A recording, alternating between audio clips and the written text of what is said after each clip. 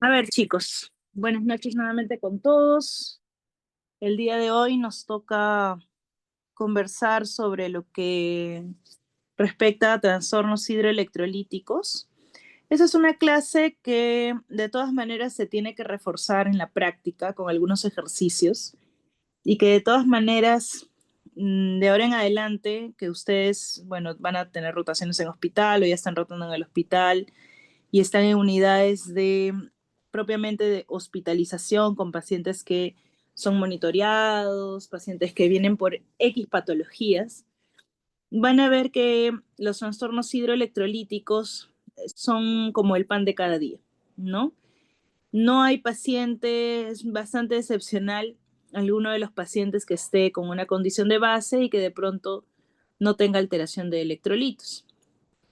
Y esto responde mucho a no solamente los balances, tanto ingresos, egresos, eh, que se genera en un paciente hospitalizado, sino también en trabajos adicionales como podría ser, por ejemplo, el uso de musculatura respiratoria, el uso de este tipo de electrolitos en condiciones como una sepsis, como un shock.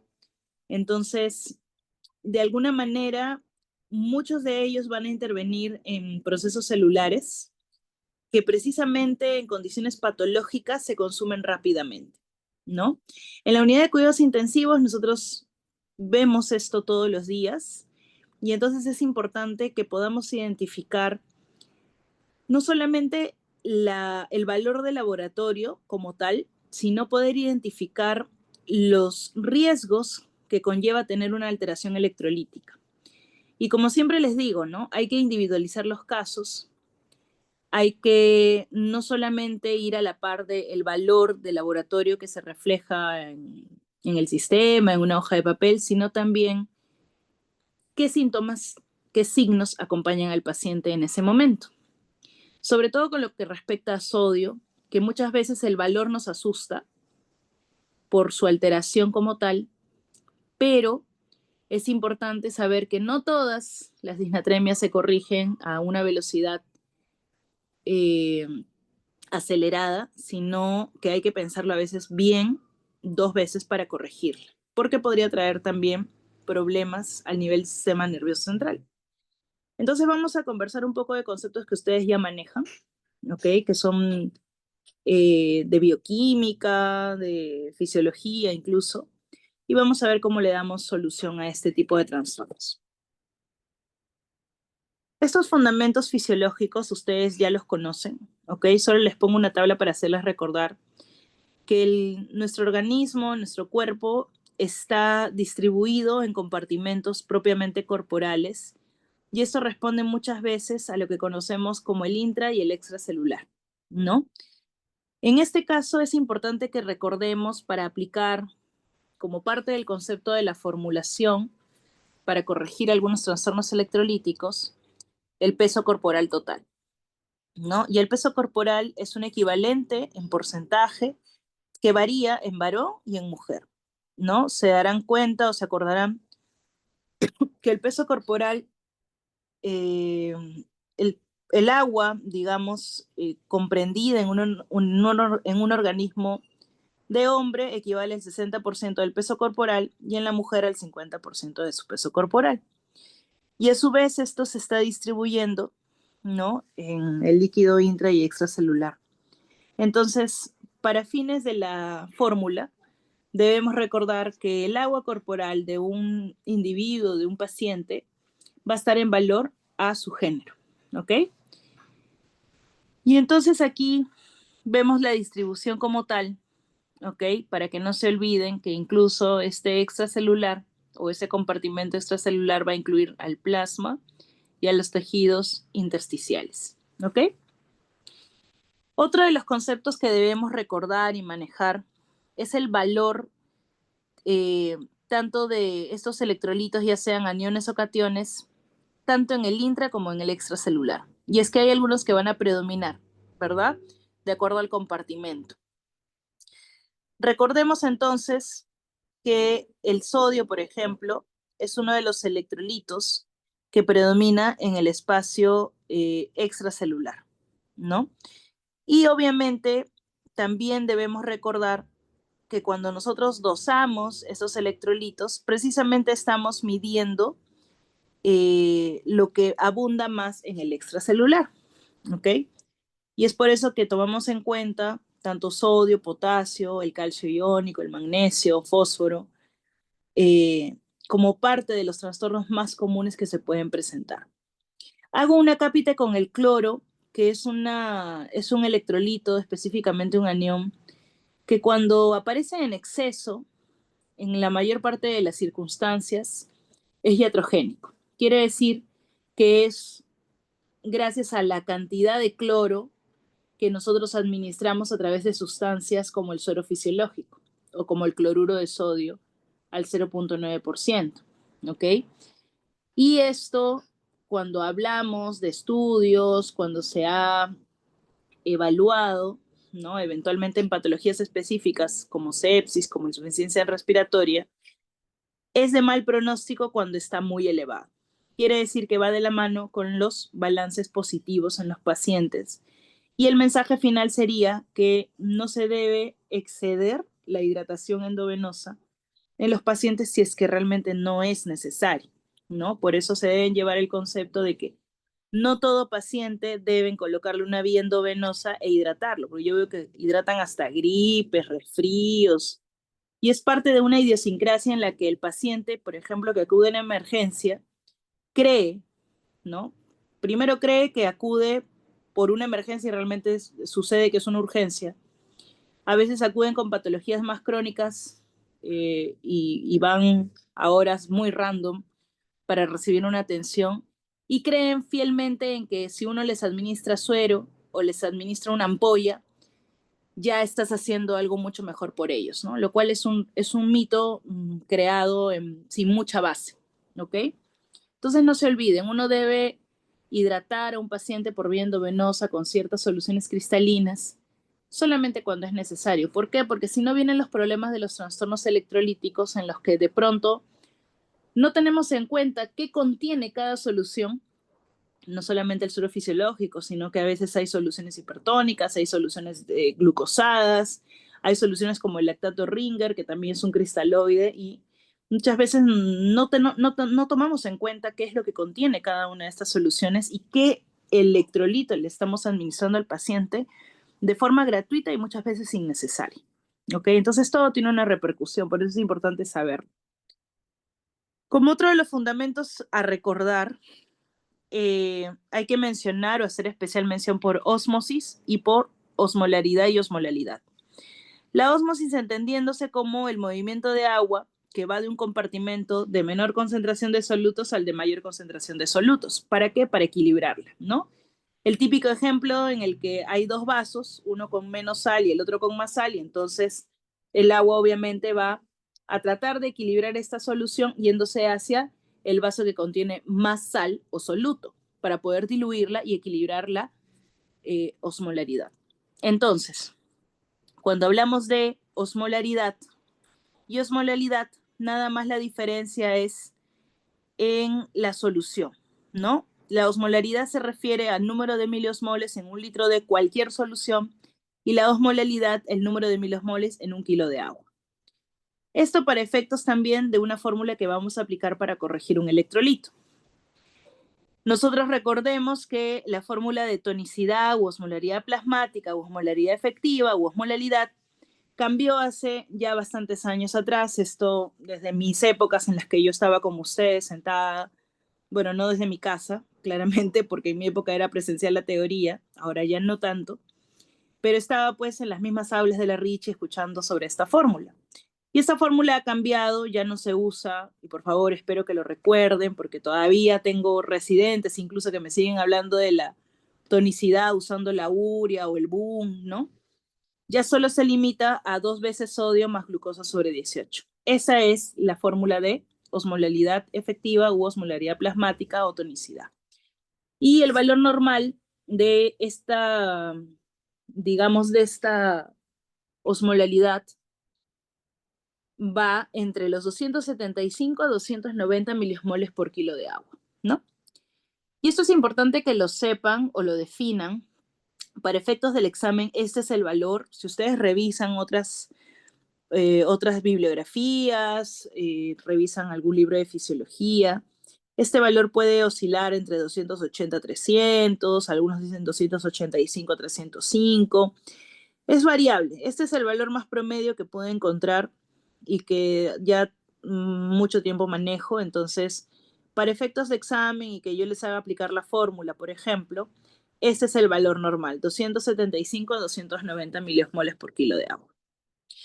Y entonces entramos ya propiamente a la aplicación clínica de esos trastornos. Primero a identificarlos, a clasificarlos y luego a poder aplicar un manejo. ¿Ok? Quiero que presten especial atención en lo que son las disnatremias, porque lamentablemente cuando hay una disnatremia puede haber un efecto tan severo como llevar al paciente a la muerte. ¿Ok? Es lo mismo que yo les digo con los trastornos de glucosa. En el caso de la glucosa, por ejemplo, los trastornos tanto de hiper o hipoglicemia, la hipoglicemia siempre resulta ser la más severa porque tiene una afectación especial en el sistema nervioso central. Y es lo que yo les diría exactamente con las disnatremias en general, tanto hiper como hiponatremia. Sin embargo, vamos a tratar de darle una solución a estas situaciones, porque efectivamente, si uno identifica una situación de disnatremia y no la corrige de forma adecuada, teniendo esta disnatremia una asociación clara con sintomatología, el paciente puede llegar a tener lesiones severas e irreversibles a nivel del sistema nervioso central. Entonces, hablemos primero de hiponatremia, siendo la hiponatremia la disnatremia más frecuente, ¿ok? Y de pronto de los trastornos hidroelectrolíticos, el más frecuente. Se define como un sodio menor a 135 miliequivalentes por litro y resulta entonces de un exceso de agua en relación al valor de sodio, o sea, al soluto, ¿ok? Y esto puede darse por dos mecanismos, o porque has ingerido demasiada agua, ¿ok?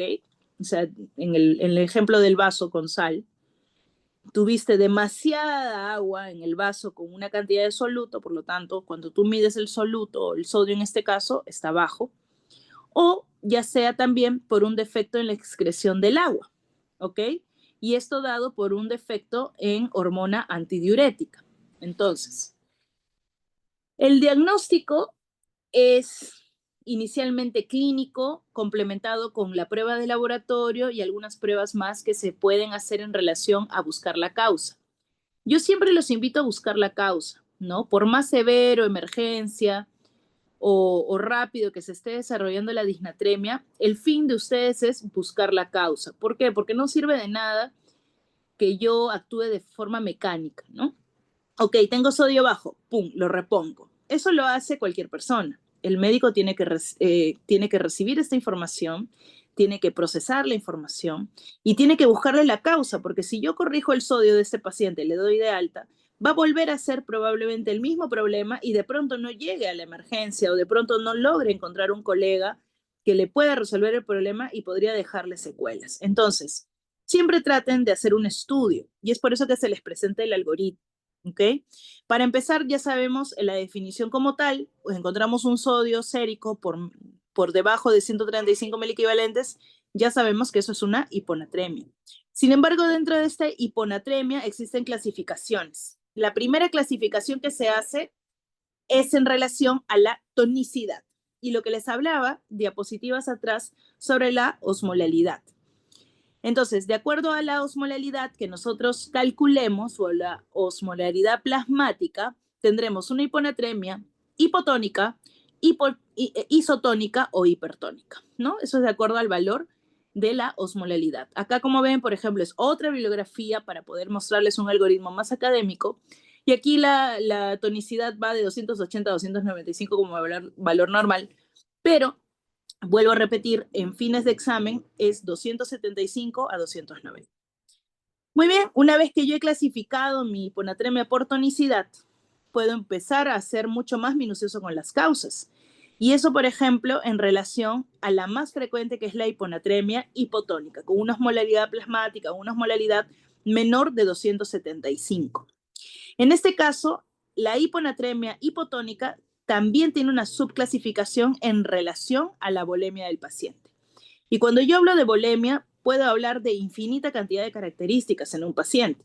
Una de ellas es los balances, ¿no? Si yo tengo un paciente en una unidad de cuidados intensivos, es mucho más fácil para mí valorar esto en el paciente. ¿Por qué? Porque tengo una hoja que me describe exactamente los ingresos, los egresos y el balance en ellos. Pueden tener balances negativos, balances neutros o balances positivos. Sería mucho más fácil así la clasificación.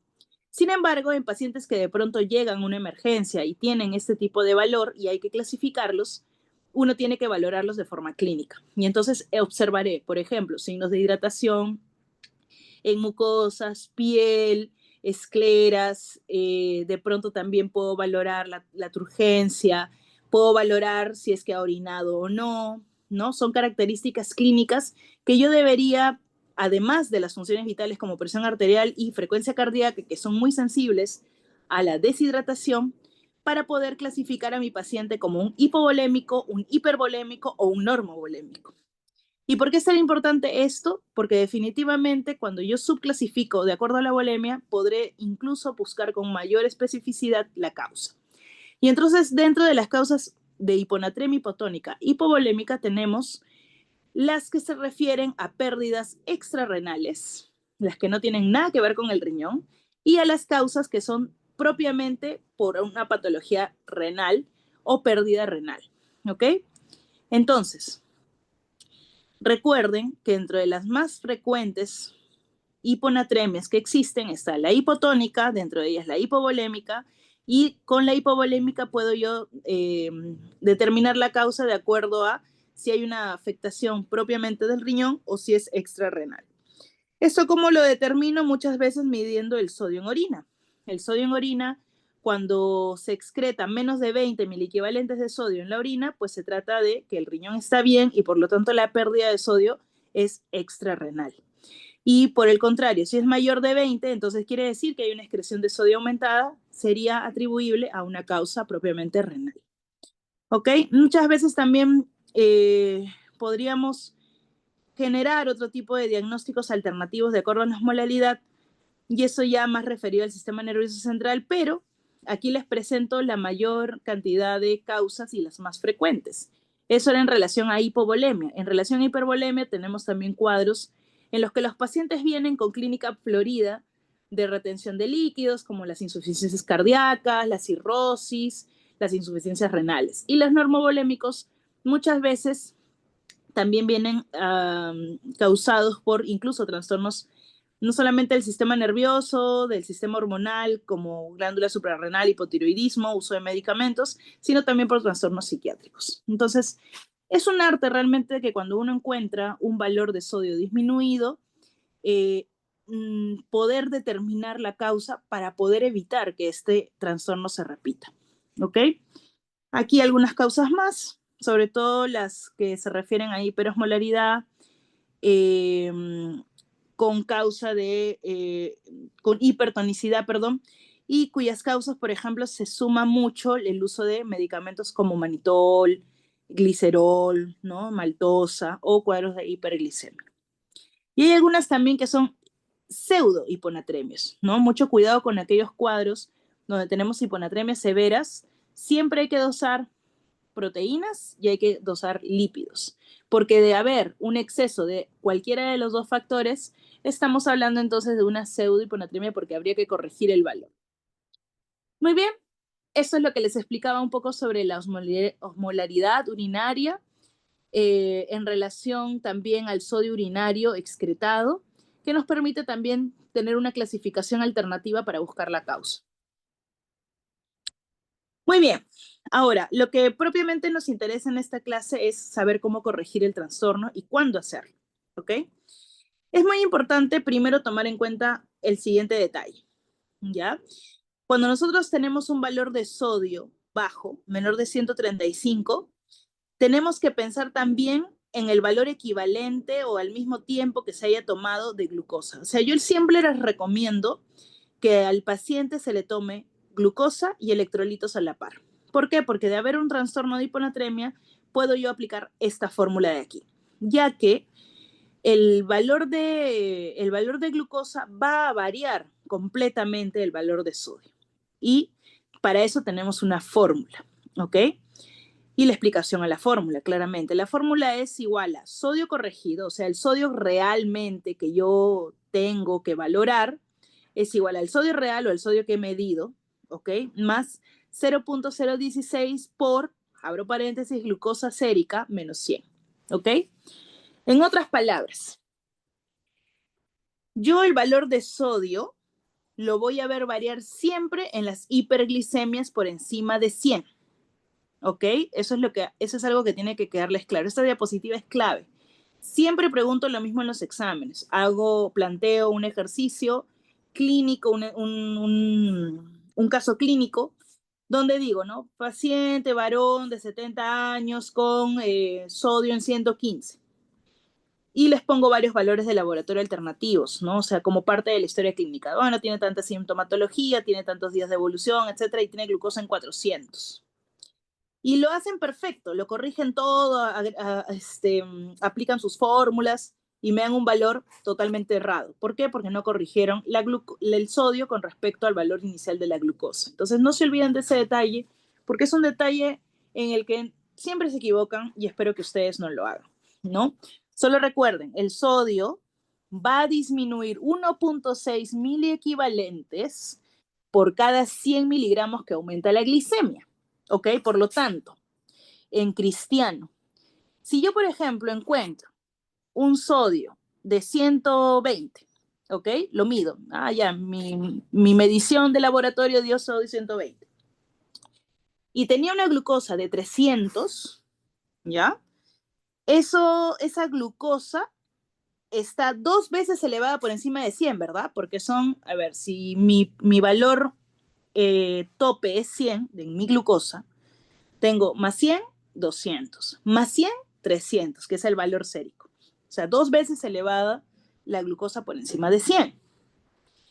Y si me están diciendo que por cada 100 el sodio disminuye 1.6,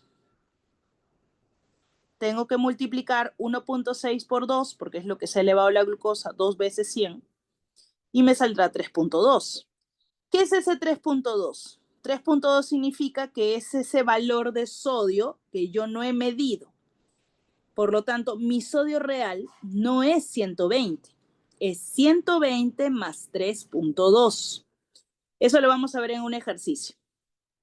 Para quienes no recuerden la fórmula, pueden recordar la explicación que acabo de dar, porque a veces, pues, no es tan bueno memorizar estas cosas porque uno se las olvida, es mejor entenderlo. Ya sé que por cada 100 miligramos que aumenta la glucosa por encima del valor de 100, mi sodio está disminuido en 1.6. Por lo tanto, el valor de sodio que yo he medido no es el real.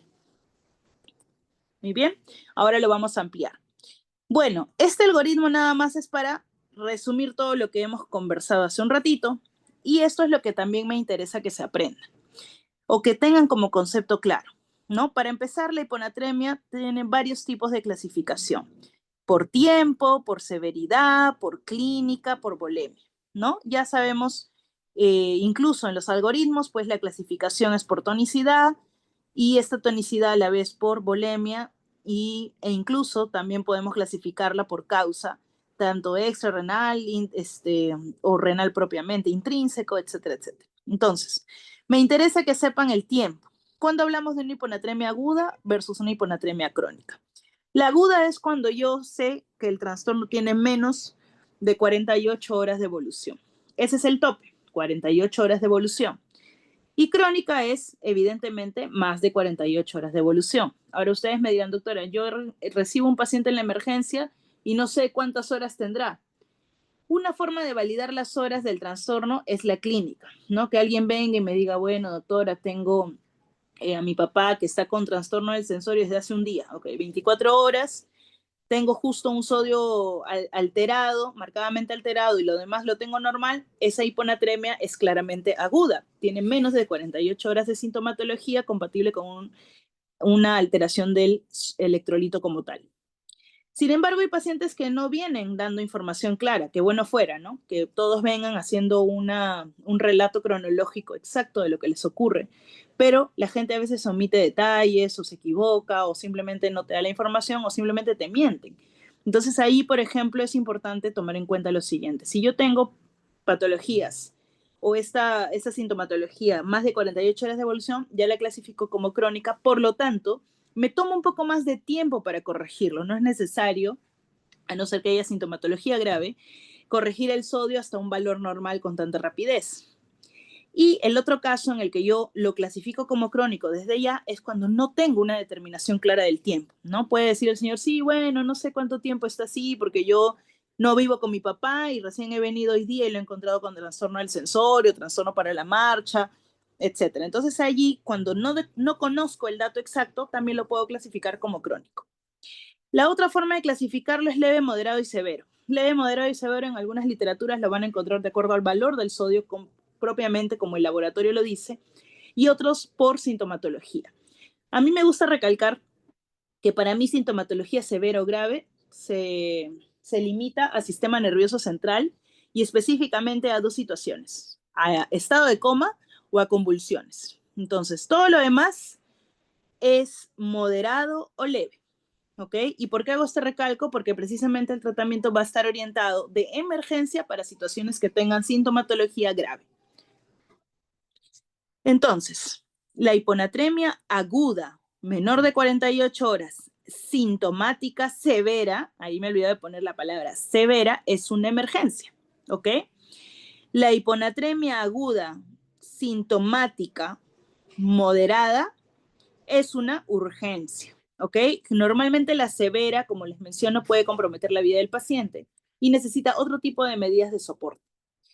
Lo otro no quiere decir que no es que sea atendible. Lo voy a atender, voy a corregir el sodio, pero probablemente me tome un tiempo más prudente para hacerlo de forma más exacta y mucho más monitoreada. Cuando yo tengo un paciente que viene con una hiponatremia aguda, sintomática, grave, ¿ok? La intervención debe ser rápida, ¿ok? Está en juego muchas veces el edema cerebral y signos propiamente de hipertensión endocraniana.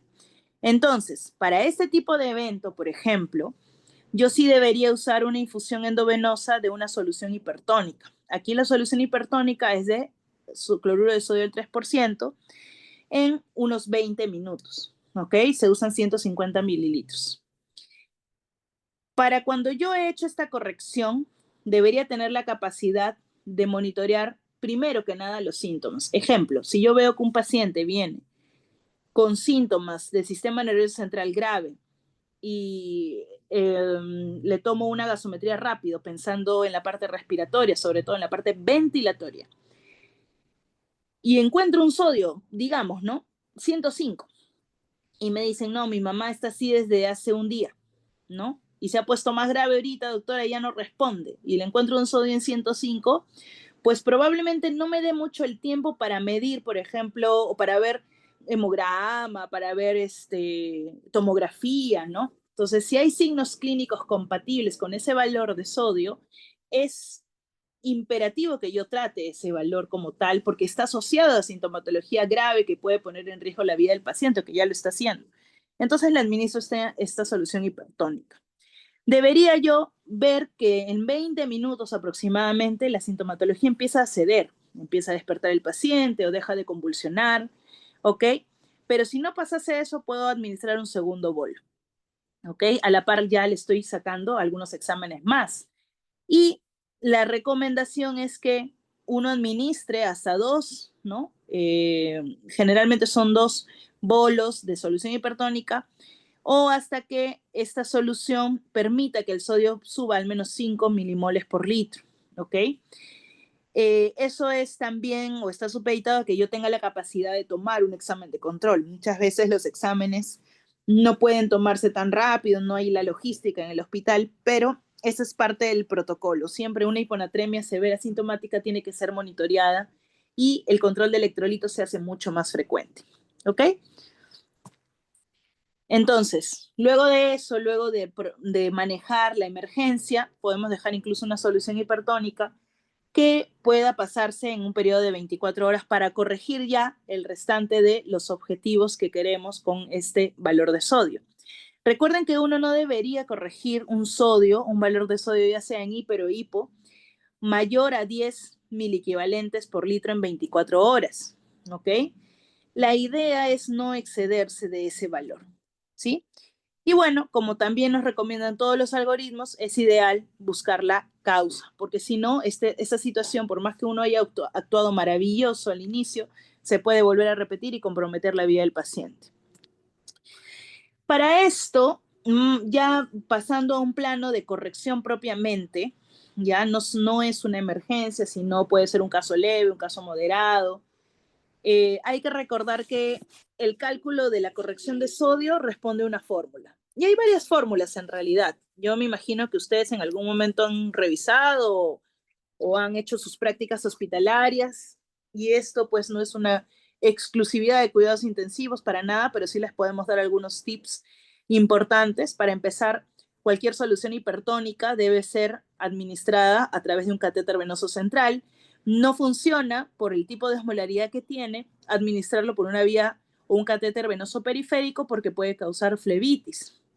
Entonces, esa es la primera moraleja. La segunda es que deberíamos monitorear el valor de sodio que se va corrigiendo a lo largo de la infusión o de la administración del medicamento con bioquímicas seriadas, ¿no? Cada 4 horas, cada 6 horas. Entonces, para eso necesitas una unidad de monitoreo o al menos una hospitalización donde haya alguien que vaya a estar tomando los exámenes, ¿no?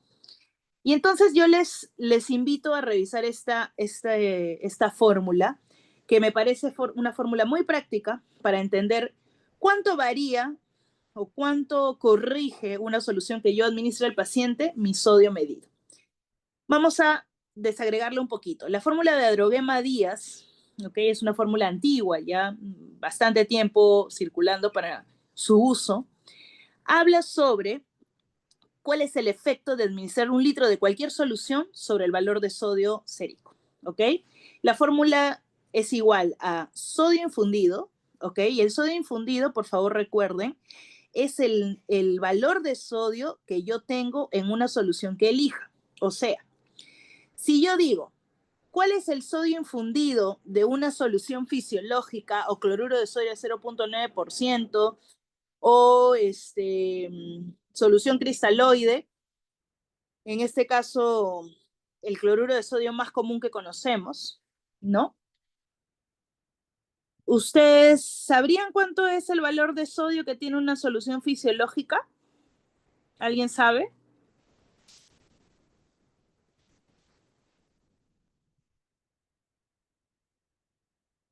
¿No? Porque todos usamos suero fisiológico. Todos.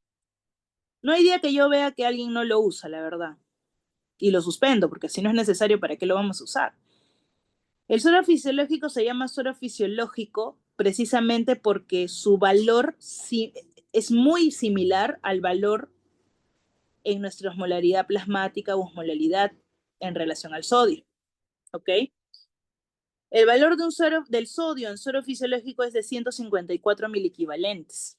Por lo tanto, si yo usase como solución a administrar a un paciente, este valor de sodio infundido es de 154 miliequivalentes, porque es el sodio que está contenido en la solución que estoy usando para corregir el problema. Entonces, sodio infundido menos el sodio sérico, que es el sodio que estoy midiendo por laboratorio, y aquí entra a tallar la fórmula de agua corporal total o la equivalencia de agua corporal total. Si yo, por ejemplo, tuviese una paciente mujer de 70 kilos, ¿ok? Su agua corporal total era equivalente al 50% de su peso. Por lo tanto, 70 por 50 sobre 100 es 35 el valor de agua corporal total. ¿Ok? Y por fórmula se le debe sumar una unidad. Entonces, Adroguema Díaz es, ¿cuánto cambia 1 litro de solución? Es igual a sodio infundido, o sea, el sodio que está contenido en la solución que estoy usando, menos el sodio sérico, que es lo que me dio por laboratorio, sobre agua corporal total más 1. ¿Ok? Es una fórmula muy sencilla, solamente hay que saber interpretar el resultado. Aquí vamos con un ejemplo. Paciente mujer de 75 años con antecedente de hipertensión arterial. Ella pesa 60 kilos, vive sola y que en los últimos días ha sufrido episodios de desorientación, inestabilidad en la marcha y hoy más bien luce somnolienta. Cuando llega la emergencia, es traída por su familia, el Glasgow es de 14/15, está somnolienta, un poco letárgica y con edema en miembros inferiores y es bilateral. Aquí obviamente deberíamos tener incluso más datos, ¿no? Porque lo que yo estoy intentando hacer es casi el algoritmo a la par de lo que estoy leyendo la historia, tratando de ver no solamente cuando me den los laboratorios el valor del sodio propiamente, sino ver la tonicidad o la osmolalidad y luego ver dentro del valor de osmolalidad la volemia del paciente, que por lo que estoy observando en el caso, se trataría de una paciente que más bien tiene un poco de exceso de volumen en el tercer espacio, pero muchas veces también este es un distractor. Entonces hay que calcular siempre primero la tonicidad. Muy bien, los laboratorios son hemoglucotés o glucosa 120, sodio 115, potasio 3.7, perfil tiroideo normal, tomografía cerebral sin lesiones hemorrágicas, que es lo primero que me descarta una tomografía en un evento agudo. ¿Ok? Ustedes dirán, bueno, la doctora se está tomando tiempo hasta de tomarle tomografía a la paciente. Sí, porque ha venido con sintomatología grave que comprometa su vida. No. Es una sintomatología neurológica, sí, muy compatible con trastornos de sodio. Sin embargo, todo lo que usted está leyendo en ese momento no la va a matar. Entonces, tenemos un poco de tiempo para poder aplicar algunos de los pasos del algoritmo e incluso pedir algunas pruebas que me descarten más bien que esta patología o esta sintomatología, perdón, sea compatible con otra patología que no sea solamente el sodio. Entonces, eso también es muy importante. Pero sí, claramente, teniendo todo lo demás normal y teniendo un sodio de 115, yo diría que esto que ha desarrollado la paciente de sintomatología neurológica se corresponde mucho con el valor de sodio. Y entonces hay que corregirlo. Para esto podemos aplicar el algoritmo y a María solo si no fuese una emergencia, porque si claramente es una emergencia, está convulsionando, está en estado de coma, me voy a animar a darle el bolo de solución hipertónica al 3%. ¿Ok? Muy bien, valorando la osmolaridad plasmática, tenemos una osmolaridad de 236 según los datos aplicados y la fórmula. La volemia del paciente, bueno, se valora de acuerdo a la clínica, pero ya sabemos que es una hiponatremia hipotónica y dentro de ellas es una volemia probablemente que se corresponde, ¿no? Con un poco de hipervolemia, podría ser un problema renal, podría ser un problema de cirrosis, una paciente con insuficiencia cardíaca, muy compatible con que tenga la edad de 75 años y tenga hipertensión de base. Y bueno, nos interesan mucho también los exámenes complementarios en este caso para poder ir un poco por descubrir la causa, ¿no? Entonces, lo que me interesa a la par de encontrarle la causa al problema de hiponatremia es la aplicación de la fórmula de Drogema Díaz para saber cuánto de sodio podría yo corregirle con una solución, la que yo elija en 24 horas. Y entonces acá les doy dos ejemplos con con el mismo paciente, ¿ok? Yo voy a aplicar a Drogema Díaz en dos situaciones, en la misma situación, pero con dos soluciones distintas. El primer cuadro de Adrogema Díaz de la fórmula de Drogema Díaz se corresponde con una solución fisiológica, ¿ok? Solución fisiológica, o sea, suero fisiológico al 9 por mil o al 0.9%. Si yo uso suero fisiológico, en este caso voy a aplicar mi fórmula. O sea, lo que quiero decir es que ante este caso donde yo no tengo una emergencia y tengo que corregir el sodio de cierta manera porque sí le está causando síntomas, voy a aplicar mi fórmula de Drogema Díaz, pero quiero usar, ¿qué solución quiero usar? Suero fisiológico. Suero fisiológico sabiendo que el sodio que contiene suero fisiológico son 154.000 equivalentes. Entonces, la fórmula dice, el cambio de un litro, ¿no?, de infusión es igual. 154.000 equivalentes, que es mi sodio infundido, ¿ok? Menos mi sodio sérico, que es 115, según el problema planteado, más 30, que es el agua corporal total calculada para ella, más 1. ¿Ok? Eso es sobre 30 más 1. Entonces, 154 menos 115 sobre 31. ¿Ok? Este valor es igual a 1.25 miliequivalentes por litro. ¿Qué significa eso? Y aquí viene la parte más importante, la interpretación del resultado de la fórmula, porque bueno, la fórmula la podemos aplicar todos, ¿no? Es muy sencilla. Pero, ¿qué significa 1.25 miliequivalentes por litro? Quiere decir que ese es el valor que variará mi sodio sérico si yo le administro al paciente 1 litro de suero fisiológico. Repito, si yo le administro 1 litro de suero fisiológico a esta paciente en especial, 1 litro, su sodio variará 1.25 miliequivalentes. ¿Ok? Entonces, eso es lo que variará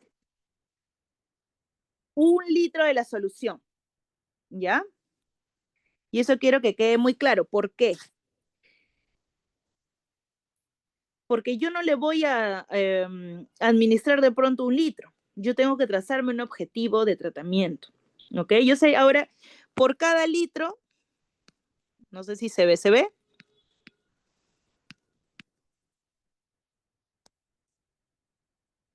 ¿Están ahí?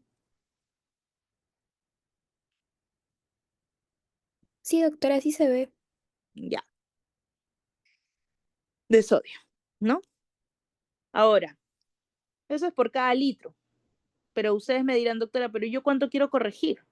La paciente tiene un sodio de 115. ¿Lo quiero llevar a 135, que es el valor normal? No. ¿Ok? Porque si yo lo subo a 135, que es mi valor normal, le estoy subiendo 20 mil equivalentes.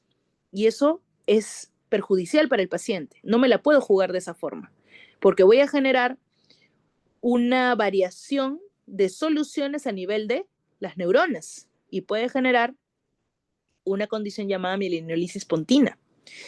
Y entonces perjudico al paciente. Y entonces, ¿qué hago, doctora? ¿Cuánto corrijo? La literatura te dice que tu corrección no debe exceder de 10 mil equivalentes en 24 horas. ¿Ok?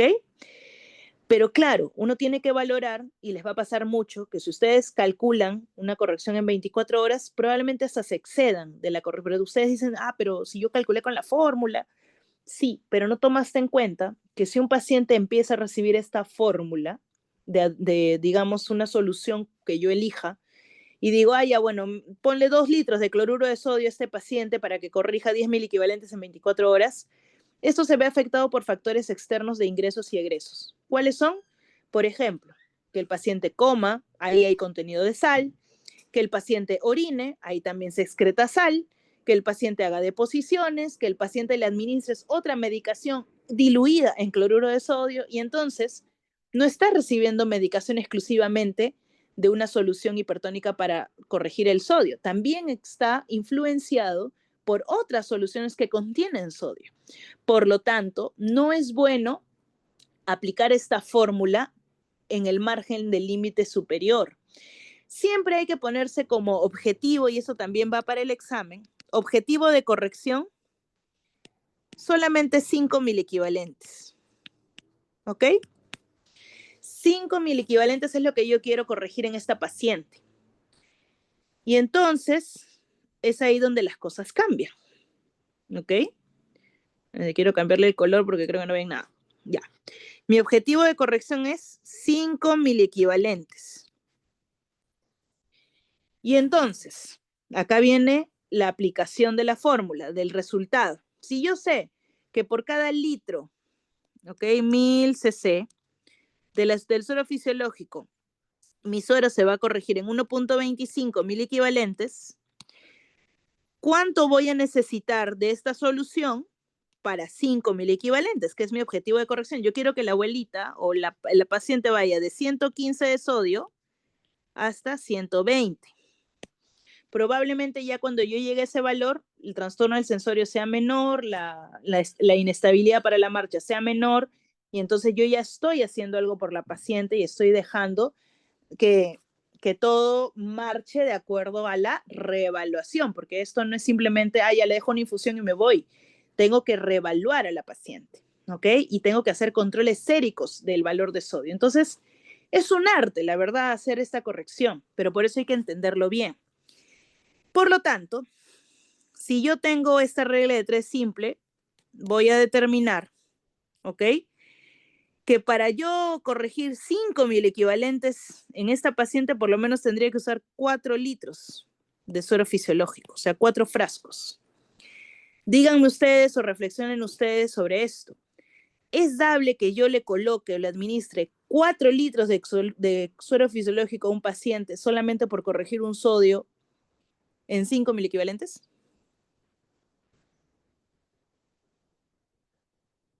A ver, quien esté por ahí. Yuhu. No, doctora. No, porque lo que la voy a llevar es no solamente de pronto a un sodio de 120, sino la voy a llevar a una insuficiencia respiratoria secundaria, a una insuficiencia cardíaca descompensada, a exceso de líquido en el intersticio, y entonces le generé 2 o 3 problemas adicionales. Por eso les doy la alternativa. Entonces, la alternativa es la siguiente. Vamos a borrar esto. Ahí. Ahí.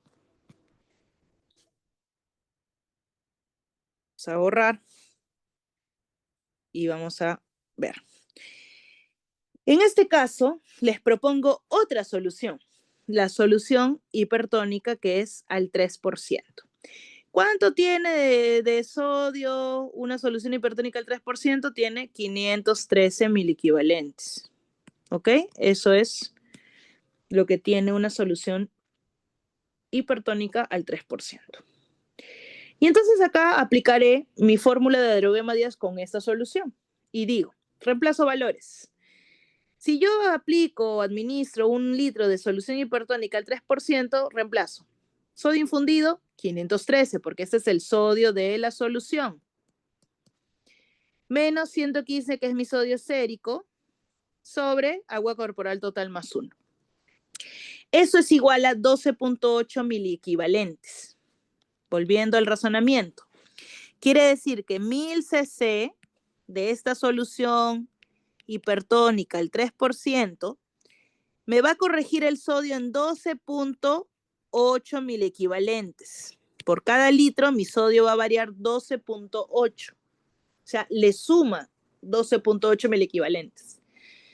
Pero yo no quiero excederme de 5 miliequivalentes. Lo que me puedo exceder en 24 horas son 10, pero como sé que hay factores que influyen en la corrección de sodio, solo voy a corregir 5. Entonces, ¿cuánto de la solución la administro, doctora? Por regla de 3 simple. 5 por 1000 sobre 12.8. Eso es igual a 390 mililitros. ¿Qué son 390 mililitros? Son 390 mililitros de solución hipertónica al 3% que le administraré al paciente a una velocidad que me alcance en 24 horas. O sea, 390 mililitros en 24 horas. ¿Y esto qué objetivo tiene? Corregirme 5.000 equivalentes del valor de sodio inicial. Es mucho menos volumen, me corrige la misma cantidad de 1.000 equivalentes y puedo controlarlo mucho mejor. ¿Se entendió?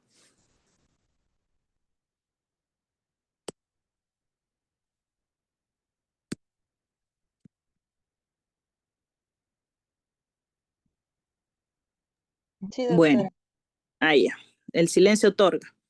Porque esto es lo que les voy a tomar en el examen. Quien haya asistido a la clase se beneficia y saca 2 puntos o 3 de esta pregunta. Quienes no, lo tendrán que leer. Bueno, a veces es más difícil. Pero recuerden, los objetivos de corrección que se aplican para el examen son de 5 miliequivalentes en 24 horas. Para efectos prácticos, ¿ya? Y entonces recuerden siempre elegir la solución más adecuada. No es solamente, pues, haya cloruro de sodio. No, por eso elegimos soluciones hipertónicas. Y ahora, ustedes dirán, bueno, ¿y en qué farmacia me compro la solución hipertónica, doctora, para tenerla en mi serum, ¿no? Para tenerla en mi internado. Pues no se compra. Lamentablemente no se compra, no la venden hecha. Aquí en el Perú al menos no. Y entonces hay múltiples formas de formularla. O sea, ¿cómo la formulo? Gracias a Dios tenemos lo que es la solución fisiológica o cloruro de sodio, al 0.9% que tiene 154 mil equivalentes, no se olviden, es un valor universal. Y también tengo el llamado hipersodio. El hipersodio es un cloruro de sodio al 20%, o sea, 20 gramos en 100 de sodio, y esto tiene 68 mil equivalentes de sodio. ¿Ok? Ese es el valor. Entonces, ¿qué hago con esas dos cosas? Bueno, puedo formular y crear mi solución hipertónica al 3%, porque mi solución hipertónica al 3% tiene 513 mil equivalentes. Entonces yo le digo al enfermero, ok, mézclate tanta cantidad de suero fisiológico y con tantas ampollas de cloruro de sodio al 20% y crearás la solución hipertónica al 3. Hay varias fórmulas, esa es una de las que yo uso, no es necesario que se la aprendan, pero se las pongo siempre de ejemplo porque a lo largo de sus carreras van a encontrar varias. Por ejemplo, ¿no? Acá yo pongo en el algoritmo el suero fisiológico arriba, la ampolla de hipersodio abajo. Esto es la solución nueva que quiero crear. La sumatoria de ambas tiene que crearme esta solución nueva y entonces empiezo a cruzar los valores.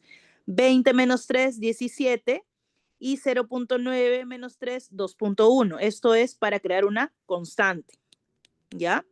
Y la constante que me va a ayudar a poder determinar qué cantidad de volumen necesito de cada una de las soluciones. Por lo tanto, voy a generar una fórmula. 17, ¿ok? Que es, digamos, la resta, ¿no? Del cloruro de sodio al 20 menos la nueva solución sobre la constante por 1000. Y valor cruzado, el otro es 2.1 sobre la constante por 1000. Eso me da estos dos valores.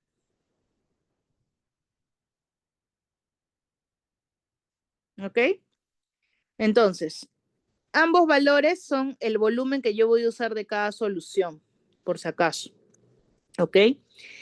En este caso, el resultado es que voy a usar para crear una solución al 3%, 890 mililitros de suero fisiológico, que equivale a 138 mil equivalentes. ¿Por qué? Por regla de 3 simple. Si 1000 cc de suero fisiológico equivale a 154, 890, ¿cuánto equivale? 138. ¿Ok? Más 110 de cloruro de sodio al 20%. ¿Ok? La ampolla viene de 10 mililitros. No, perdón, de 20 mililitros. Por lo tanto, voy a usar 5.5 ampollas. ¿Cuánto es 5.5 ampollas en mil equivalentes? Son 374. Por el principio de que cada ampolla es de 68 mil equivalentes. Lo multiplico nada más. Si yo sumo 138 más 374, si lo hacen ustedes, a ver, 138 más 374 me da 512 mil equivalentes. Esa es mi nueva solución de hipersodio al 3%. ¿Ok? Entonces es mezclar.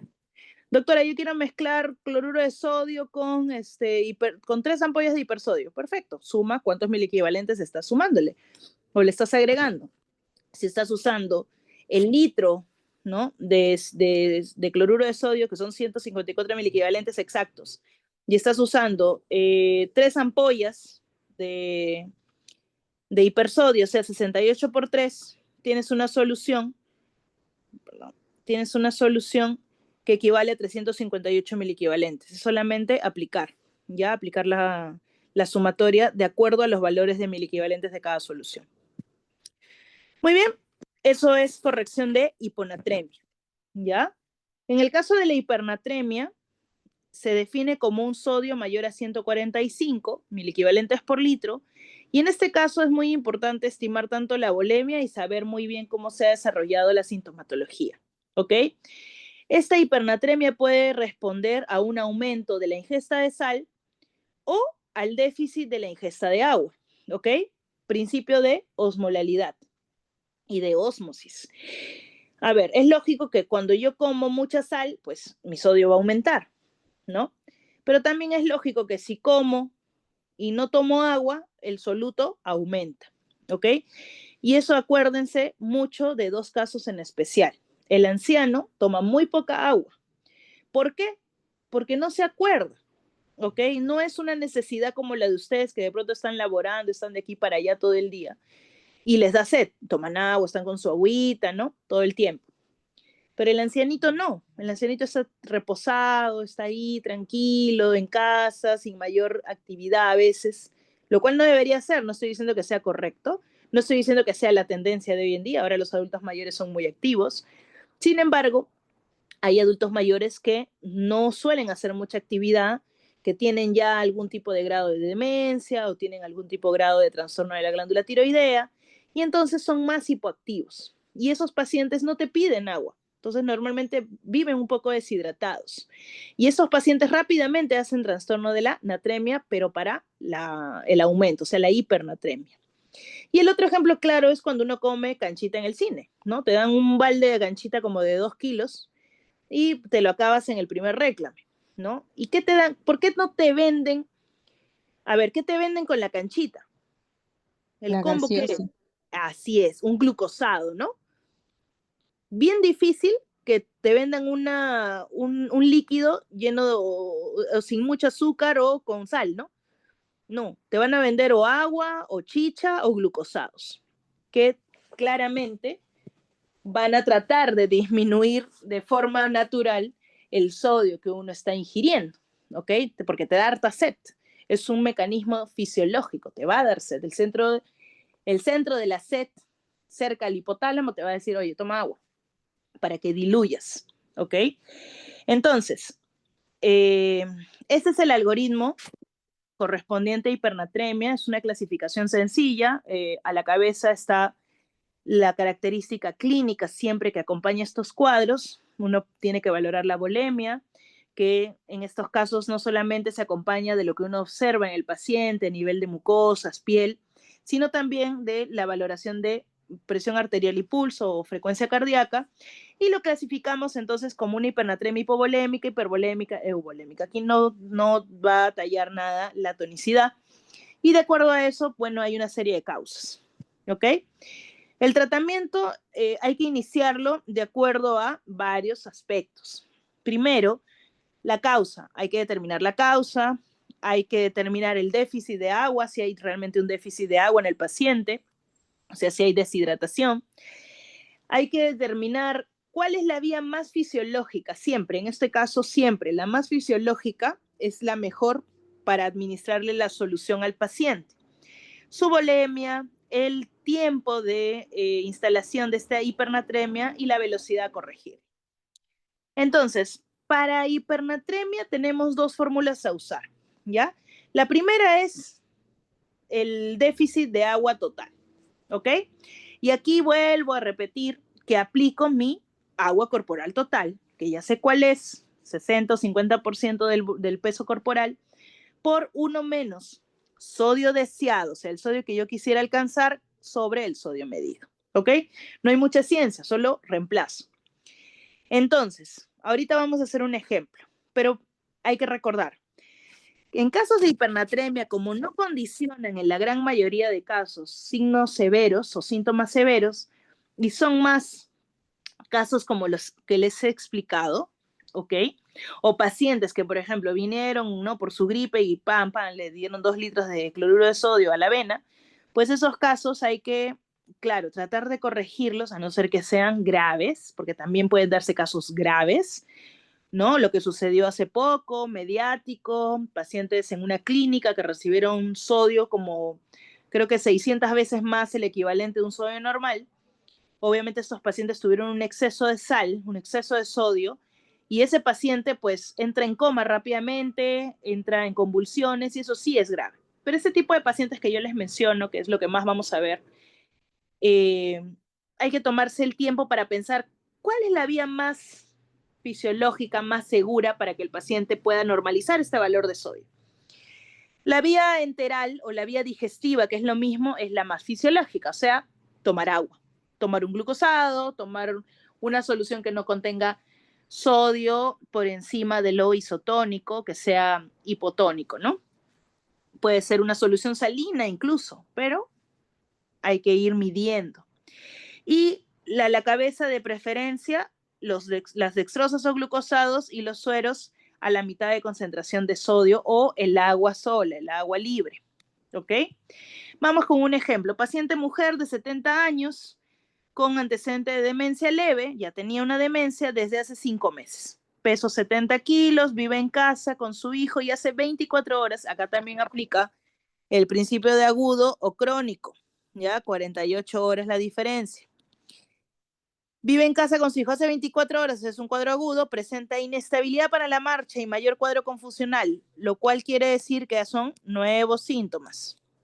¿Ok? Nuevos síntomas. Es llevado a emergencia y ya, le descubren un sodio entre varios estudios de 160 miliequivalentes. Resto de resultados normales. Aplico mi fórmula de déficit de agua. Puedo aplicar esta, me parece sencilla. Agua corporal total. A ver, ella pesa 70 kilos. Ahí creo que hemos cometido un error en esa lectura porque es, a ver, 70 por el 50%, ¿no? Bueno, está bien, 70 kilos, sale 35, ¿no? De agua corporal total. Sí, doctora. Está bien, sale 35. Este es su agua corporal total. Por 1 menos. Y aquí vamos a lo que hablábamos en hiponatremia. ¿Cuánto quiero yo corregir de sodio? Ese es el sodio deseado, el que quiero alcanzar. Igual, aplica lo mismo. Mi objetivo en 24 horas, por literatura son 10 miliequivalentes y no debería excederme. Otras te dicen hasta 12, perfecto. Cada quien tiene su sustento. Yo uso la de 10 miliequivalentes por la seguridad de mis pacientes. Y en estos casos de aplicación de fórmula voy a tratar solamente por seguridad 5 miliequivalentes por litro de corrección de sodio. ¿Ok? Para mis ejercicios, para mi examen, para mi prueba, tomaré como objetivo solamente corrección de 5 miliequivalentes. Por lo tanto, yo en mi fórmula, si quiero un sodio deseado, en base al sodio que encontré, es de 155 sobre el sodio sérico o el sodio medido. Eso es igual a 1.4 litros de déficit de agua. Eso es lo que le falta a la paciente de agua, ¿ok? Para normalizar su sodio a 155. Lo cual no quiere decir que sea un sodio normal, pero se acerca más a la normalidad. Y lo iré corrigiendo a medida que yo vaya viendo que los síntomas mejoran, ¿ok? Poco a poco. Muy bien, hasta ahí quedó claro esa fórmula. Es agua corporal total por 1 menos sodio deseado sobre sodio sérico. Y esto es el agua que le falta a la paciente para poder corregir su sodio 5 miliequivalentes. Pero, como les decía, en la vida, tanto hiponatremia como hipernatremia puede aplicarse a Droguema Díaz. Y a Droguema Díaz nos dice lo siguiente: sodio infundido menos sodio sérico sobre agua corporal total más 1. Y obviamente la interpretación de este resultado será totalmente diferente. ¿Ok? Acá, ¿qué? Tengo también el mismo caso. Sin embargo, aquí voy a decir, a ver, yo le quiero administrar a esta paciente 1 litro de agua. ¿Ok? 1 litro de agua. Voy a trabajar con agua sola, fisiológico, para darle agua por la boca o por una sonda, dependiendo de su estado confusional. Si reemplazo en la fórmula, ¿cuánto sodio tiene el agua?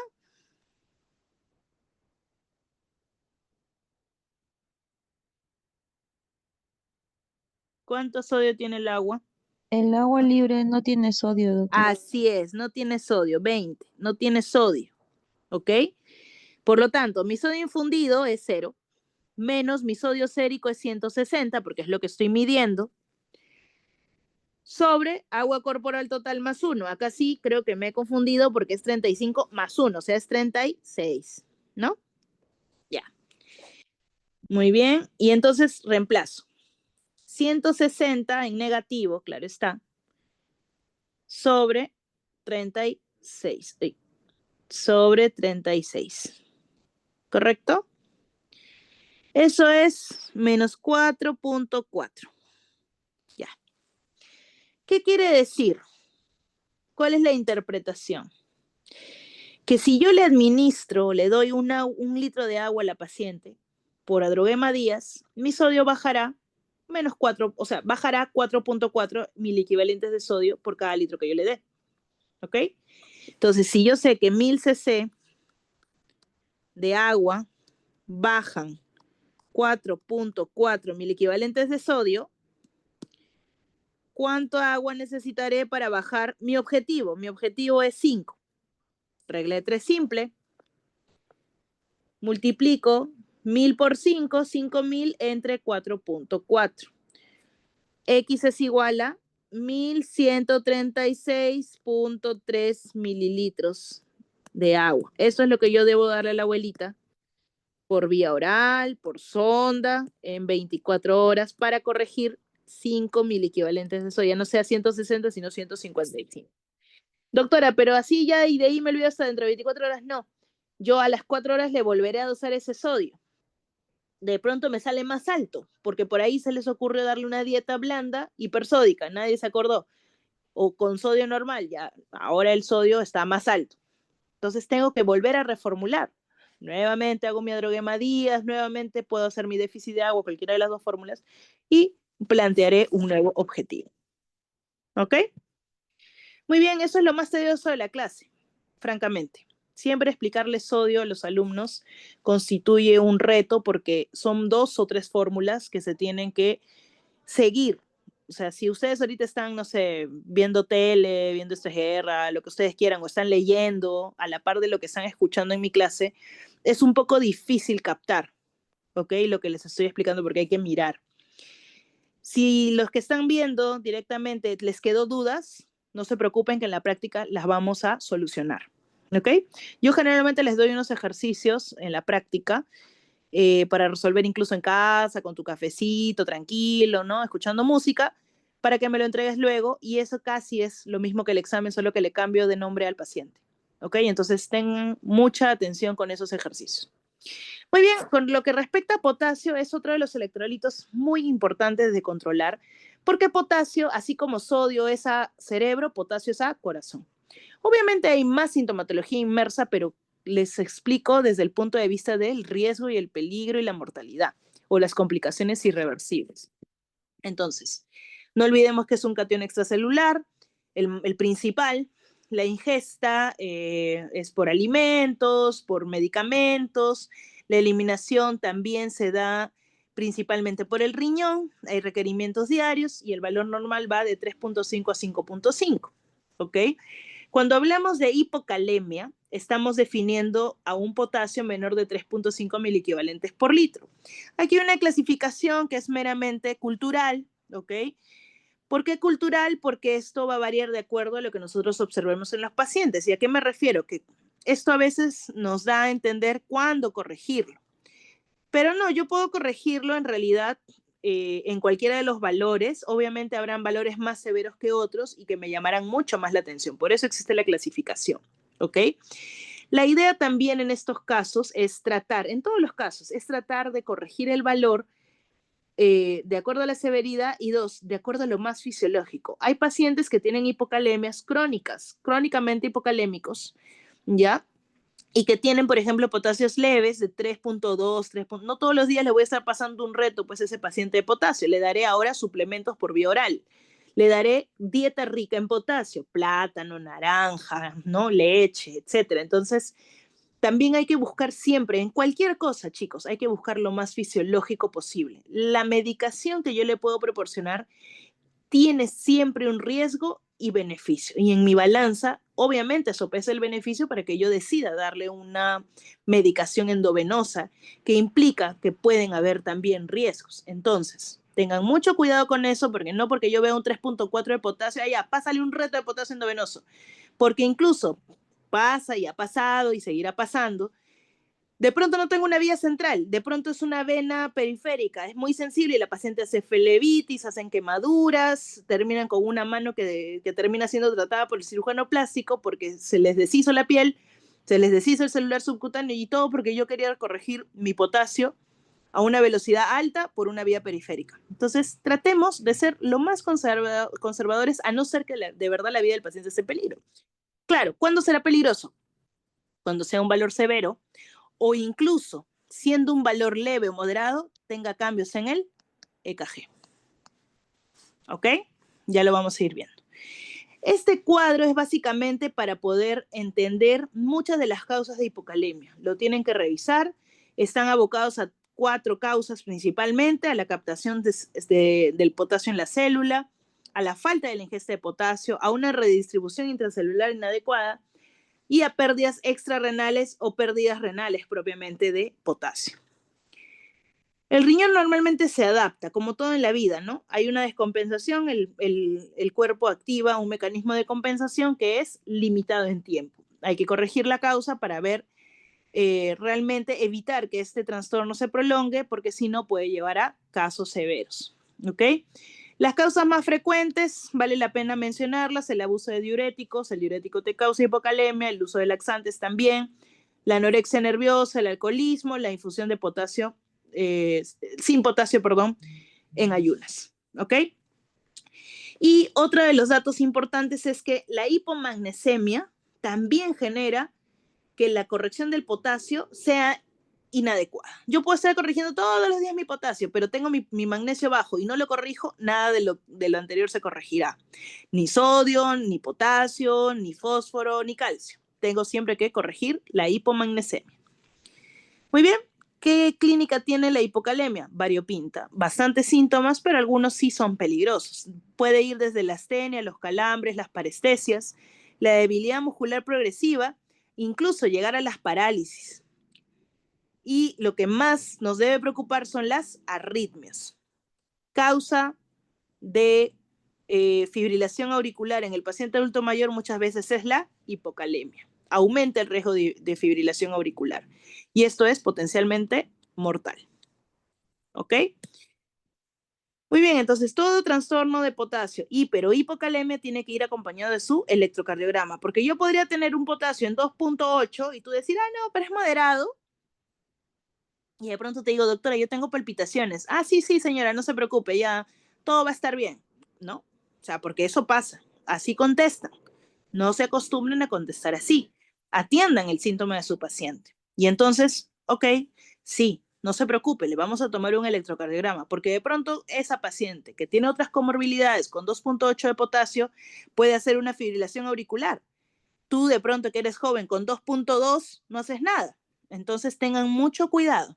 Cada paciente es un ser totalmente individual. Estas son estadísticas. Todo lo que nosotros les enseñamos y todo lo que ustedes van a leer es en base a metaanálisis, estadísticas, son números, en base a algunas experiencias de grupos poblacionales selectos. No es la realidad del 100% de la población que se va a cruzar en su camino. Entonces tengan la tendencia o la costumbre sana de individualizar. Muy bien, el diagnóstico es también basado muchas veces en algoritmos, no es necesario que se lo aprendan, no se traumen con esta imagen, solamente es con fin académico de que entiendan de que hay una valoración clínica que hacer, que es muy importante, y luego buscar la causa, extrarrenal o renal.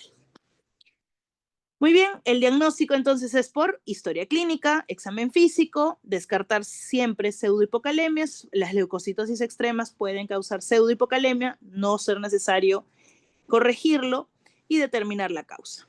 Principal causa, el defecto en el aporte, que no te da en potasio, o la pérdida excesiva. ¿Ok? Muy bien. Este es otro algoritmo, también es importante que lo revisen, es lo mismo que hemos mencionado. Pero aquí importa lo siguiente. Para empezar, les pongo el dato de lo que es la ingesta, ¿no? ¿Cuánto por cada disminución de un miliequivalente del potasio sérico, la reserva también disminuye, ¿ok? La reserva intracelular. Ahora, el potasio menor de 2, ¿no? Puede equivaler a un déficit total que supera los 800 a 1000 miliequivalentes del total. ¿Ideal reponer déficit vía oral? Sí. Podríamos suplementar con gluconato, citrato de potasio. Sería ideal, ¿ok? Pero muchas veces, pues, no lo tengo, ¿ok? No lo tengo a la mano, no hay en el MINSA, no hay en la farmacia, qué sé yo. Entonces, me quedaría reponerlo por vía endovenosa. La recomendación es que si yo voy a reponer por vía endovenosa mi potasio, sea porque el paciente no tolera la vía oral, está vomitando, está con diarreas, es un paciente neurológico, etcétera, Si hay sospecha de ilio paralítico, obviamente no va a digerir nada de lo que yo le dé vía oral, o si es una hipopotasemia grave, tanto por el valor o por presencia de arritmias, infartos o digitalización, signo de digitalización. Entonces tengan muy en cuenta eso. Esos son casos realmente que ameritan que yo use potasio endovenoso, de preferencia por catéter venoso central. ¿Ok? Acá está la recomendación. Solo 10 a 20 miliequivalentes son seguros en 100 cc de suero fisiológico por vía periférica. Lo que excede de 20 miliequivalentes de potasio va por vía central. Y les voy comentando que cada ampolla, los famosos hipercalium, que ustedes les llaman, contiene 27 miliequivalentes de potasio por litro, por la solución. Entonces, tengan mucho cuidado, no es tan gracioso. Ay, así, pásale un reto de potasio. El paciente se va a quejar de dolor. ¿Ok? Normalmente es por vía central. Muy bien, no usen diluciones glucosadas en las hipocalemias o en la corrección de potasio, porque van a estimular la liberación de insulina y más produce el desplazamiento del potasio al interior de la célula. ¿Ok? Esa es la razón por la que yo no mezclo la ampolla de hipercalium con suero glucosado o dextrosa al 5%. Lo diluyo en suero fisiológico, no se olviden, igual que el fósforo. Ejemplo, hay algunas fórmulas, esta me parece la más práctica, puedo tomarla en el examen, a veces, ¿ya? Y más o menos se entiende de esta manera. Ese es un caso sencillo, ¿no? Un paciente varón de 70 kilos, vamos a ponerle 70 años, me comí la edad, que tiene un potasio en 2.6. Este trastorno del potasio siempre es muy común en las unidades de cuidados intensivos. Siempre hacen hipocalemia, sobre todo pacientes que tienen trastornos renales, pacientes que tienen trastornos digestivos y pacientes que usan mucho la musculatura respiratoria. Entonces, la fórmula quiere decir potasio esperado. Mi valor de potasio normal es de 3.5 a 5.5. Tratemos de no ser extremos. Vamos a corregirlo al mínimo valor esperado, 3.5. 3.5 menos el potasio real, 2.6, por 1 miliequivalente por kilo más 30. ¿Ok? Esa es la fórmula. 0.9 es la resta de 3.5 menos 2.6 por 70, cierro paréntesis, más 30. Ya no se olviden de eso. El más 30 es para todo lo resultante. 0.9, que es el potasio esperado menos el potasio real por 1 miliequivalente por kilo, o sea, 1 por los kilos que el paciente tiene, todo ello más 30. Salen 93 miliequivalentes. Ese es mi déficit de potasio. ¿Cómo se lo repongo, doctora? Con las ampollas de hipercalium, porque yo sé que una ampolla de hipercalium es de 27 miliequivalentes. Pero yo quiero reponerle 93. Perfecto, regla 3 simple. Si una ampolla es 27, ¿cuántas ampollas serán 93? 93 entre 27 es igual a 3.4 ampollas. Normalmente en 24 horas. ¿Ok? Muy bien, esas son otras fórmulas. No es necesario que se las aprendan de memoria. Me bastaría con esta.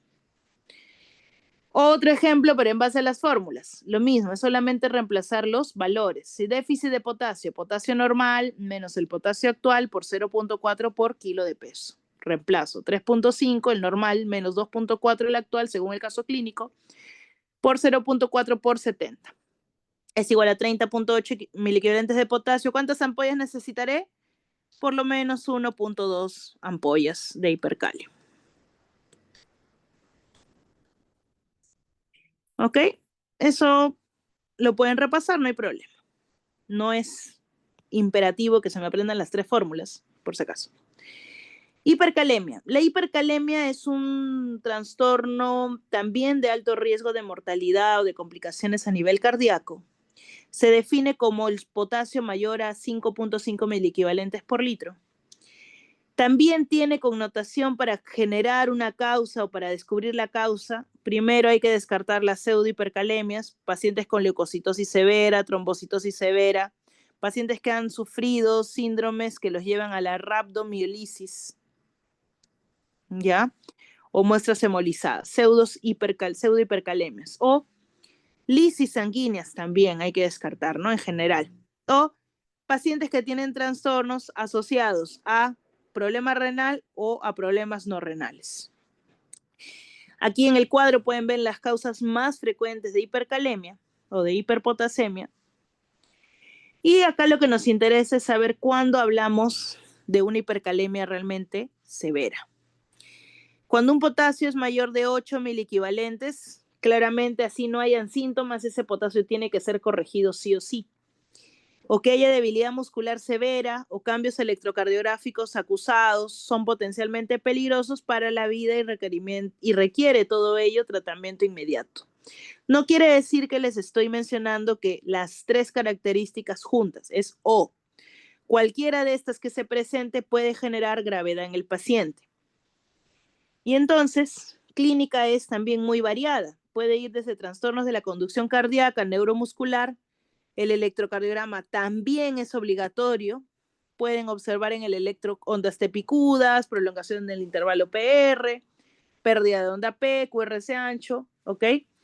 O el paciente presentar parestesias, debilidad muscular proximal, parálisis flácida, ¿ok? Muy bien, aquí viene el cuadro clave. Estos dos cuadros son claves, ¿ok? Porque es lo que ustedes tienen que aprender para corregir potasio. Medida inicial de acuerdo al mecanismo que genera la hipercalemia. Primero debo antagonizar el efecto de la hipercalemia sobre la célula cardíaca. Para eso aplico como primera medida siempre la administración de gluconato de calcio al 10%. Una ampolla. Una ampolla son 10 mililitros. Ya la fórmula es al 10%. Así viene formulado el gluconato de calcio. Lo paso en 2 a 5 minutos endovenoso en bolo y el tiempo de acción es de 5 a 10 minutos y dura hasta 1 hora. Gluconato de calcio a la cabeza. Si yo después deseo desplazar más bien el potasio al interior de la célula, uso otras medicaciones, como por ejemplo los beta-agonistas, uso salbutamol. Puedo usar esta solución de insulina más glucosa, ¿no? Que es muy común que la usen. Es la solución polarizante, la famosa solución polarizante.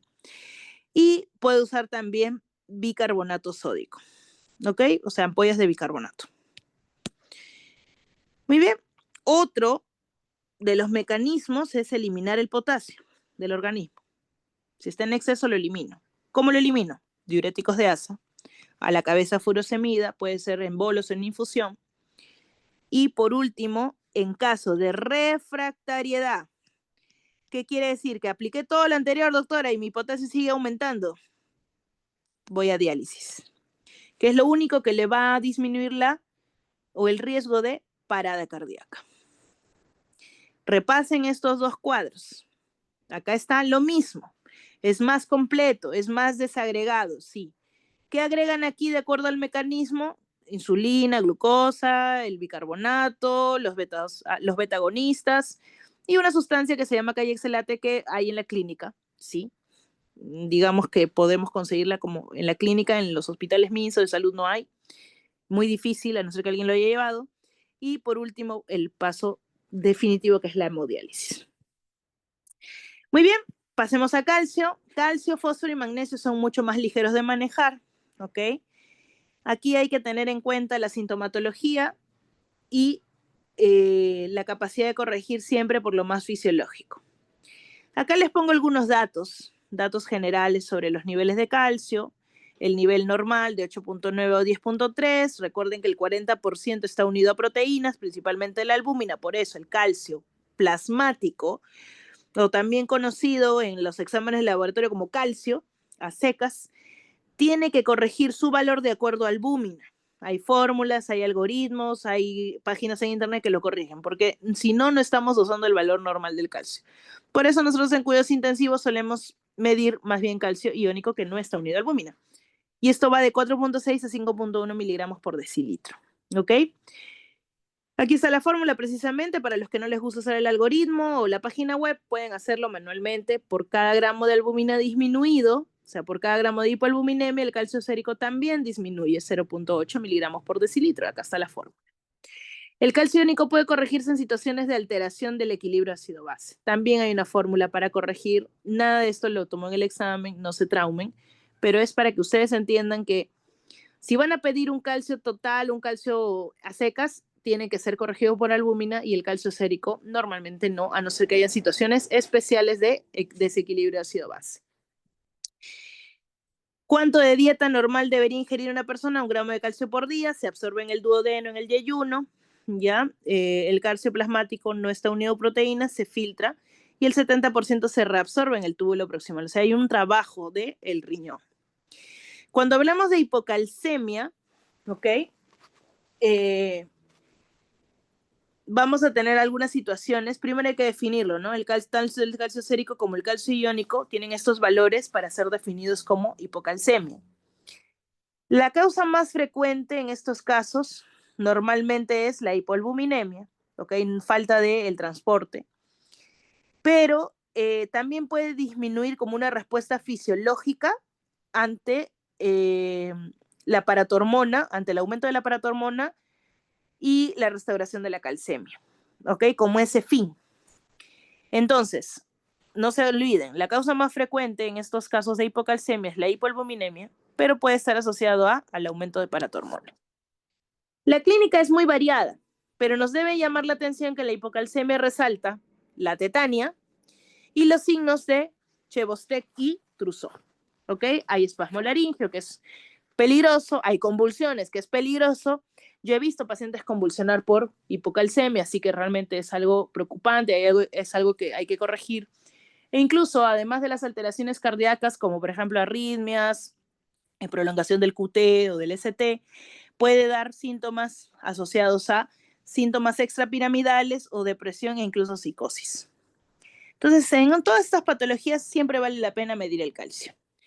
Tratamiento depende de la gravedad, de los síntomas y del tiempo de la presentación. Si es agudo y es sintomático, pues trataré de darlo por vía endovenosa. El gluconato o cloruro cálcico generalmente es gluconato cálcico al 10%. Puedo administrar 1 o 2 ampollas diluidas en, sí puede ser en glucosado o en suero fisiológico en 10 minutos.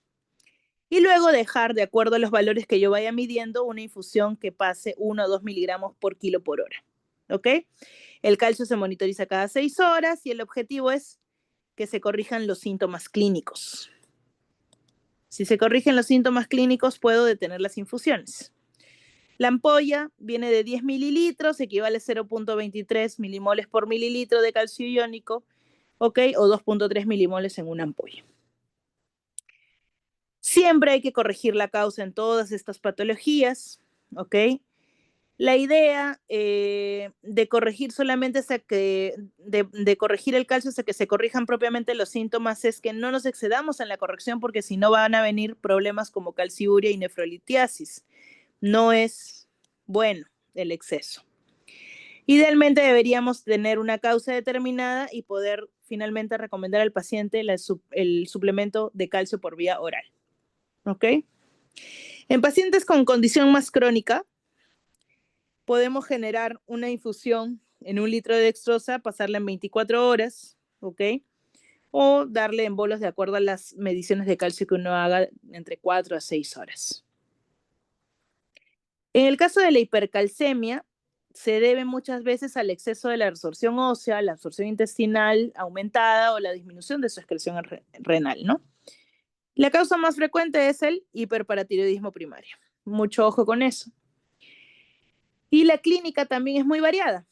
Puede ir desde lo asintomático hasta la depresión o hasta las convulsiones, la hiporreflexia, que es característica, estreñimiento o alteraciones del QT prolongado. Entonces, ¿de qué depende mi tratamiento en hipercalcemia? También depende de mi nivel de calcio y de mi sintomatología. Se debe corregir la enfermedad de base, se debe reducir el aporte por vía oral de calcio, aumentar su eliminación. ¿Con qué lo aumento la eliminación? Pues con diuréticos de asa. ¿Ok? Con suero fisiológico para corregir deshidratación. Y para disminuir también la salida de calcio del hueso, tengo disponible el uso de bifosfonatos.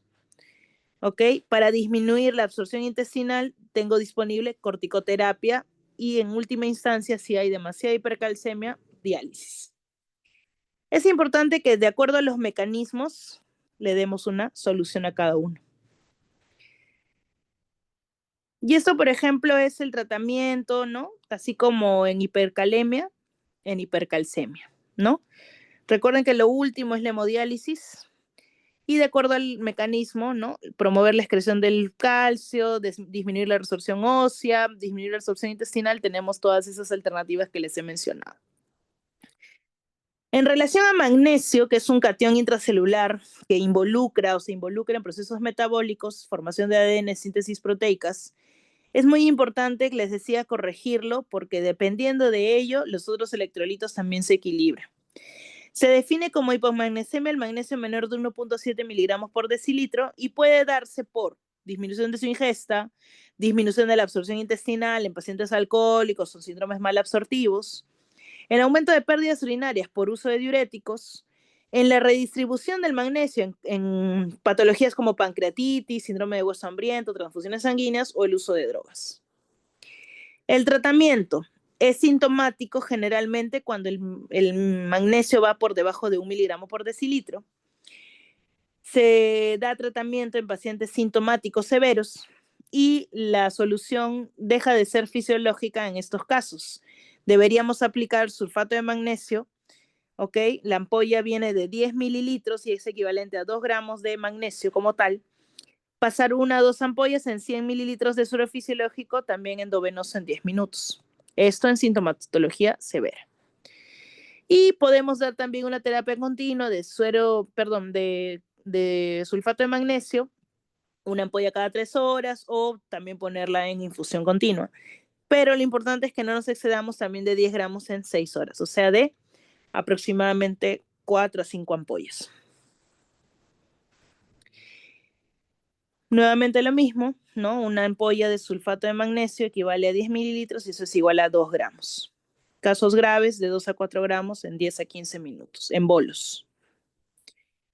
En el caso de hipermagnesemia, el paciente se define con un magnesio mayor de 2.7, puede ir desde lo asintomático hasta lo sintomático. En el caso de los sintomáticos, la estrategia es usar gluconato de calcio, ampollas al 10%, 1 o 2 ampollas endovenosas en 6 horas.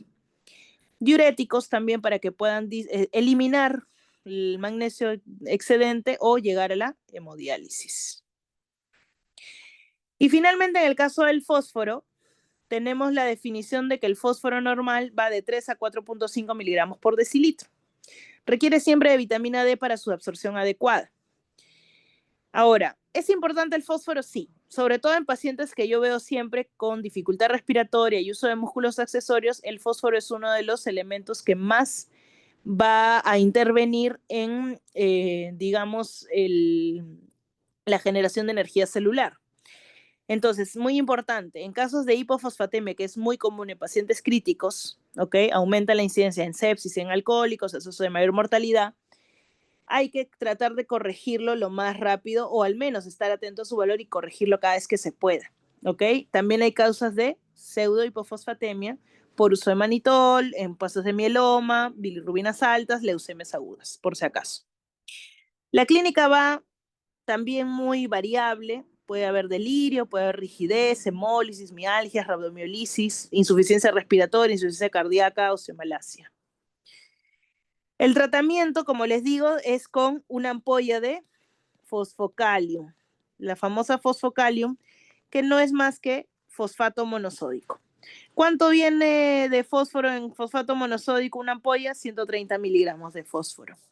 Normalmente deberíamos corregir de 2.5 a 5 miligramos por kilo de peso diluido en suero fisiológico, o sea, más o menos estamos hablando de acuerdo al déficit de potasio entre 1 a 3 ampollas, más o menos, ¿no? Si yo, por ejemplo, tengo un varón de 70 kilos, 2.5 por 70 son 175 y 5 por 70 son 350. Si yo tengo que cada ampolla es de 130 miligramos, más o menos estoy hablando que son 2.7 ampollas, ¿ok? Eso es lo que generalmente yo debería administrar para corregir un fósforo disminuido. Inicialmente podría también suplementarlo con leche, que es lo que mayor cantidad de fósforo tiene, pero si no, debo suplementarlo con o corregirlo con la vía endovenosa en hipofosfatemias graves, hipofosfatemias asociadas a insuficiencia respiratoria o síntomas del sistema nervioso central graves como convulsiones o coma. Y en el caso de hiperfosfatemia, la causa son la disminución de la excreción del fósforo, su aumento de aporte, ¿ya? Pacientes con diálisis, por ejemplo, que no se dializan, pacientes que no tienen una buena función renal, acumulan el fósforo, hacen estos cuadros. Y la clínica es más compatible con los síntomas de la hipocalcemia, por si acaso. Tratamiento de una hiperfosfatemia es, si es aguda, hidratarlo con suero fisiológico. Esto ya hay que limitarlo un poco, 3 a 6 litros sería lo ideal en 24 horas. Sin embargo, se dosa cada 4 horas para realmente saber cómo va ese valor de fósforo. No es necesario llegar a esa cantidad, pero lo que sí hay que hacer hincapié es que hay que hidratar al paciente. También le puedes dar acetazolamida, ¿ok? Y lo que sí, si estamos ante un paciente crónicamente con exceso, de fósforo, hay que restringir el fósforo en la dieta. Podemos usar quelantes de fósforo, como lo usan los pacientes en diálisis que tienen hiperfosfatemia permanente, como el sevelamer. Y por último, siempre usar el elemento diálisis que nos va a ayudar a eliminar o excretar con mayor facilidad este fósforo. ¿Preguntas?